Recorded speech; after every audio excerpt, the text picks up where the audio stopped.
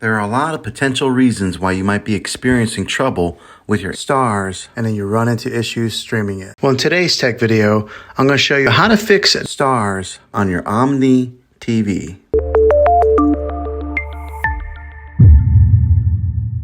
Let's see if we can fix your problems and get your Starz back up and running as quickly as possible. The first one, it's the easiest one to try, and that's to unplug your TV from the wall outlet and wait 60 seconds. Now don't be impatient here, wait the whole 60 seconds, then plug it back in. This is very different from turning your TV on and off with your remote control. This is what we call a hard reset of your TV, so make sure you do this method. If that doesn't work, then find your router that is giving you Wi-Fi and unplug the power to that for 60 seconds. Then plug it back in. If it fixes it, great. If not, let's go ahead and move on to the next method. Try deleting Starz. Go to wherever the apps are located on your system and remove the app altogether. Then reinstall again. After you reinstall it, you might have to log back in with all of your credentials, but hopefully this will work. And if that doesn't work, then I recommend buying an affordable Roku stick, Fire Stick, or Apple TV 4K.